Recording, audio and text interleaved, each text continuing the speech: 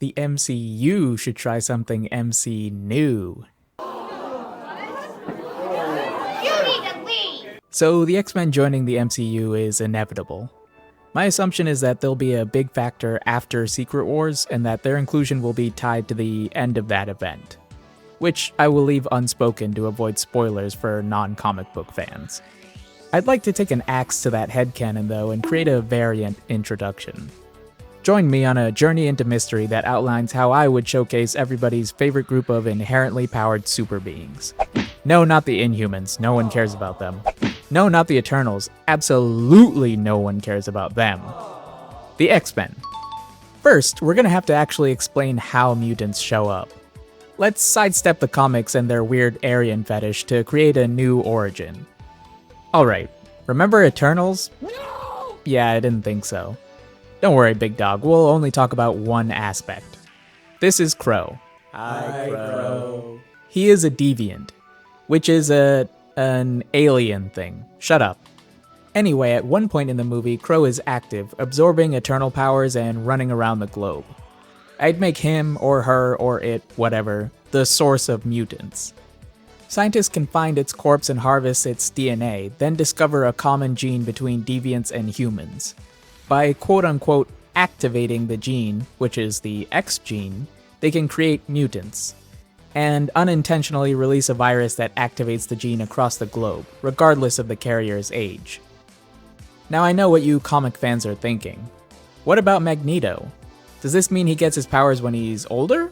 Won't this radically affect his story? And my answer is, let me cook. Let's set up the story of this film. We are doing an intro after all, remember?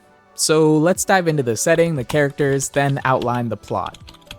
For the setting, let's put this in a smallish East Coast town. Let's say population 70,000. We're gonna see woodlands and neighborhoods, but also a downtown and metropolitan area. Timeline-wise, we're in the modern MCU. Pre or post Secret Wars, it doesn't matter. Characters. Okay, let's meet our main cast, then I'll intro the villain later. First up, we have Sage. She doesn't have a non-mutant name. Her mutation makes her brain a pseudo-supercomputer, which gives her perfect memory and instantaneous mastery of skills. She has a bunch of other weird abilities that are vaguely related, but let's just stick with this one. Second, Soraya Kadir, aka Dust. She can turn into a cloud of sand. I don't remember if her powers work this way in the comics, but I'm gonna extend them to include size manipulation via sand shifting as well. Next, we have Joshua Foley, aka Elixir. He can heal himself and others. I know that's reductive, and I know he gets a secondary mutation, but we're gonna put those on the back burner for now. Also, yes, he has golden skin, but since this is live action, let's change that. Instead of him being constantly gold, I'd like his powers to alter him, but in a progressive way that has visual flair. So kind of like that guy in Sky High whose arms got progressively more inflamed as he used pyrokinesis, Elixir's hands, arms, and later entire body will become gold as he draws more deeply upon his powers. Lastly, Ichiki Hisako, aka Armor. She creates a psionic exoskeleton that is super durable and super strong. In the comics, this ability is related to ancestors and bloodlines, but let's cut all that for the sake of brevity. Hey! Editing Realm Spinner reporting in. Yeah, so when I was getting a refresher on these characters, I looked up Armor, whose name is Ichiki Hisako, but being the genius that I am, and knowing that in Japan the surname comes first, I assumed that I needed to make a swap because Ichiki is the given name and Hisako is the surname.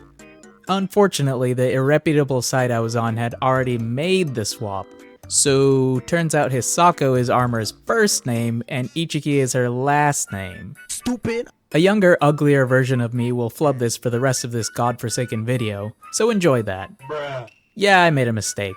But will I admit it? No, never. You just did.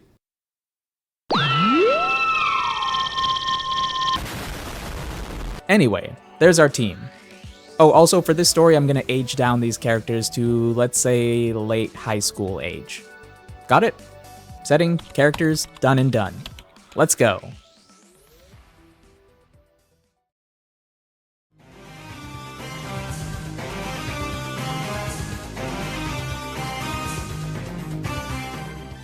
We start with an alarm. Beep. A girl escapes. Beep. Wait, Beep. what? Bro, are you just. Sorry. Anyway, we start with an alarm. A girl escapes a facility in the dead of night, fleeing into a nearby forest. Teams of agents give chase, but the girl gets away by swimming across a rushing river, leaving her more heavily equipped captors behind on the opposite shore. Cut to a house in the wealthy part of town. Ichiki Hisako is within, being homeschooled by her mother and learning about, let's say, the various aliens that have visited Earth. Ichiki not paying attention frustrates her mother, who tells her daughter that she needs to start focusing on being her best self since she's only going to have herself to rely on one day. In response, Ichiki lashes out, then storms out of the house and into the woods of her backyard. While there, and once overwhelmed by emotion, Ichiki's manifesting powers generate a psychic arm that punches a dent in a tree. The sound awakens a nearby girl, who notices Ichiki and starts to run. Wait! The girl does, then attacks. Ichiki reflexively uses her power to defend herself, which causes the unknown girl to stop her assault. While Ichiki is grateful that she's not going to be murdered, she's still in shock and unsure of what's happening to her. So the unknown girl explains. You're a mutant. She says. Like me. Ichiki then faints. Meanwhile, Joshua Foley is shopping at a local grocery store, specifically searching for a dinner that'd be easy to make. He reaches out to an employee, Soraya Kadir, seeking recommendations for beginner cooks. When she asks if he's cooking for himself or his whole family, Joshua sidesteps by deciding to grill instead, then asks if the store sells propane and propane accessories. Soraya doesn't get the reference. Back to Ichiki, who wakes up. The unknown girl is still there and asks Ichiki if she has a place to hide. Before Ichiki can answer, her mother walks in on the two. Ichiki convinces the unknown girl to go back home with her. When her mother asks for the girl's name, she doesn't get one. So Ichiki jumps in, looking around her family's garden for inspiration. Sage. After deflecting her mother and getting the unknown girl alone, Ichiki presses Sage on what she was doing in the woods behind her house, while questioning if she's really a mutant. Sage is more concerned though with how strictly Ichiki's mother watches her, and starts devising a plan to incapacitate the woman so they can escape. Both are interrupted though when Ichiki's mother tells her daughter to get groceries, so Ichiki forces Sage into her hand-me-down car, and they're off. During the drive, after Sage asks for Ichiki's brand and number, Ichiki explains that she doesn't have either. Sage is surprised, since she'd been told that all mutants grew up like her. Ichiki tells Sage to stop calling her a mutant, turning the rest of the drive into one of awkward silence. Back to the store. Joshua is explaining Hank Hill and Strickland Propane to Soraya, who is trying to get back to work. When Ichiki and Sage walk in, Soraya uses them to extract herself from Joshua, offering to help the two out. Joshua tags along anyway so he can finish his explanation. Meanwhile, outside, a trio of black SUVs roll up. Uh-oh. You already know who it is. Agents enter the store. Sage spots them, triggering her fight or flight response. She chooses fight, and goes ham. During the ensuing battle, we see that Sage is an exceptional martial artist, with enough skill to combat multiple agents consecutively. Ichiki manifests her arm to deflect bullets, but those cause so much chaos that she takes cover instead. Joshua tries to protect a stunned Soraya. Still, a stray bullet hits Soraya's stomach, but it passes through, revealing that she's made of sand. What? While Sage battles reinforcements, Ichiki uses her psionic arm to turn a shelf into a moving barricade, letting her and the others reach the store's front. More agents pour in from the back, and we encounter our main villain, Callisto. Seeing Callisto causes Sage to freeze, getting her cut by an agent's knife. She recovers, beats the agent, then duels Callisto, although it's clear that she's gonna lose. Meanwhile, the rest of the gang breaks out into the parking lot. Ichiki tells Joshua to get a panicked Soraya to her car, then picks up a gun and shoots in Callisto's direction to force the woman behind cover. Sage gets the memo and runs. During the escape, she steps in front of Ichiki, taking a bullet for her. The gang piles into Ichiki's car and drives off, while arriving police cut off the agent's pursuit. During the car ride, everyone is freaking out.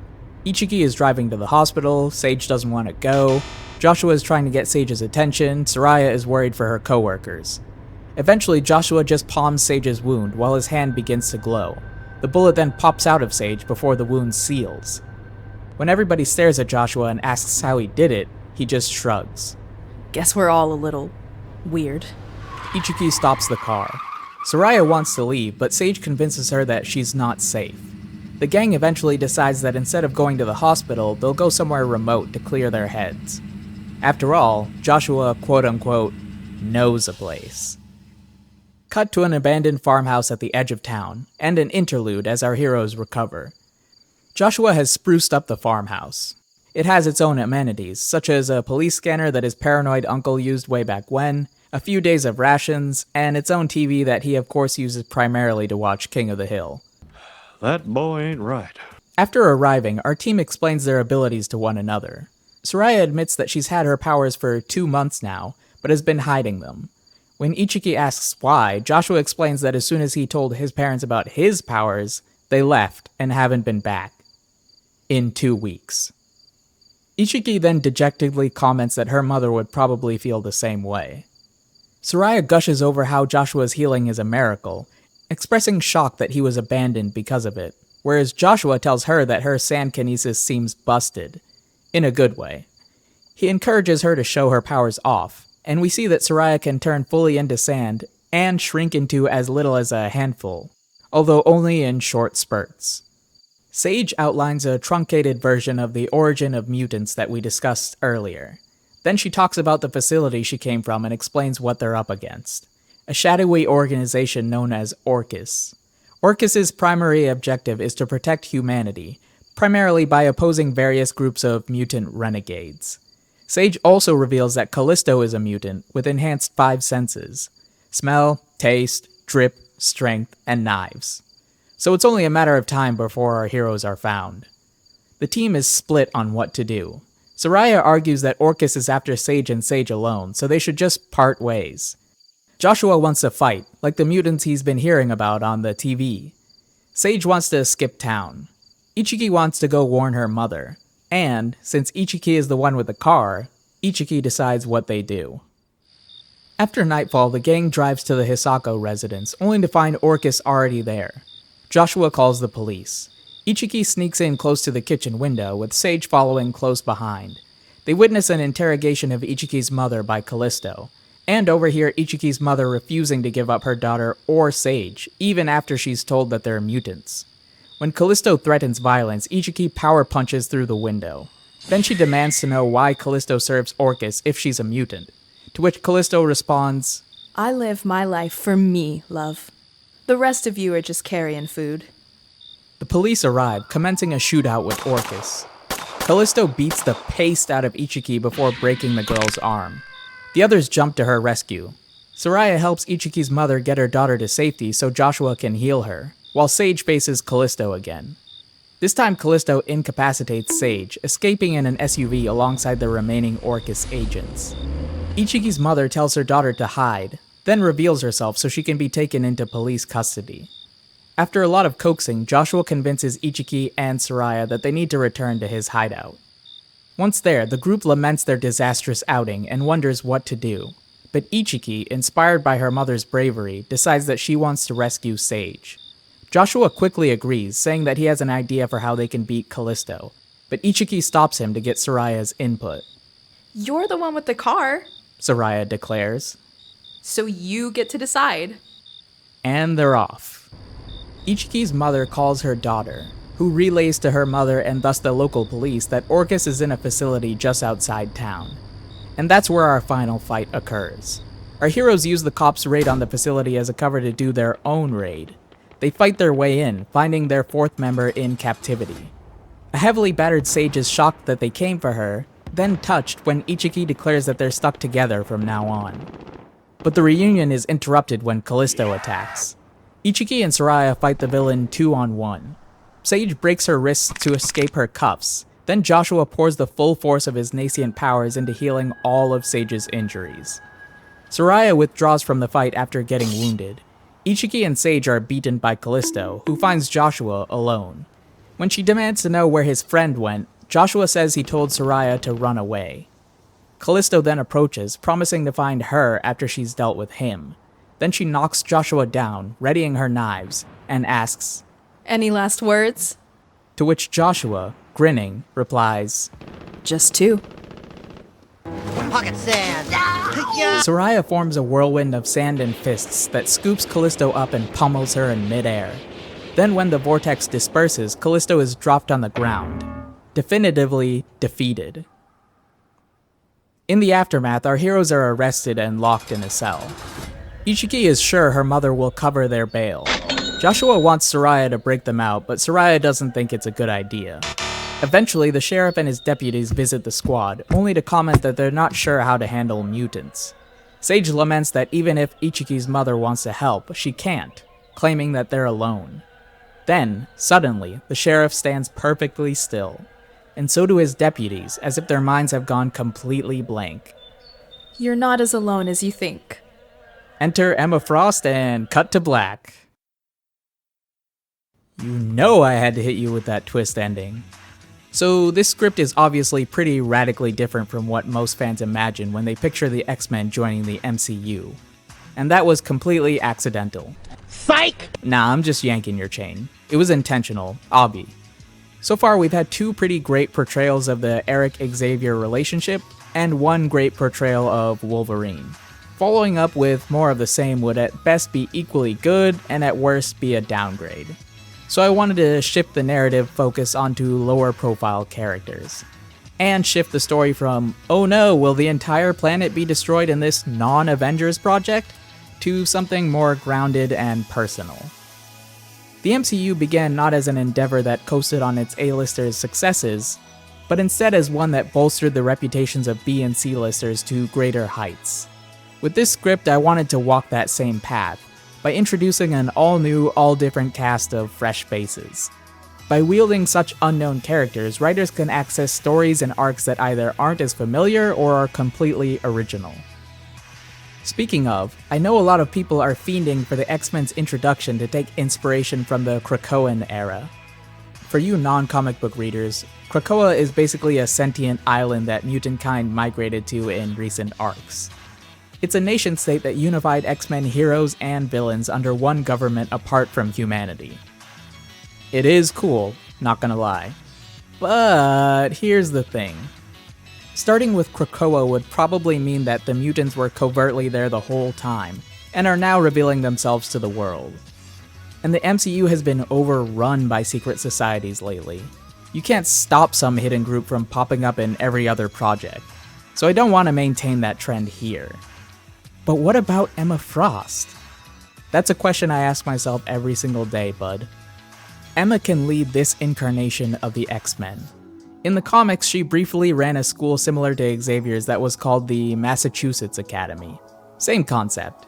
The point is that it's familiar enough to connect with old audiences while being fresh enough for new ones. And on that note, Emma herself would inherently influence this new generation of X-Men. Because Emma is not Xavier. But she isn't Magneto either. Comic fans, correct me if I'm wrong, but my interpretation has been that Emma is closer to Magneto in ideology, but less inclined to overt violence and more attracted to clandestine activity and/or political maneuvering. Which posits her as an interesting choice of leader as opposed to what we've gotten before, because she is unique.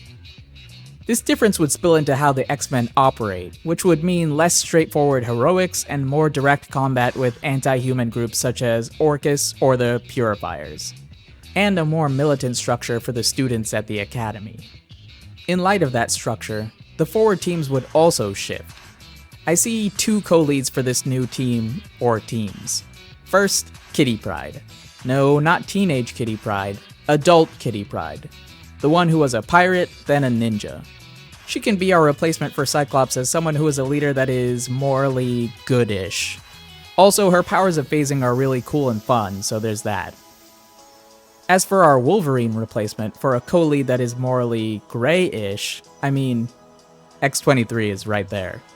We can even bring back Daphne Keane. This would obviously be an alternate version than the one from Logan, but it's still X-23. Easy dub. You can map the rest of this series however you want, but in terms of overarching big bad, let's go with Nimrod.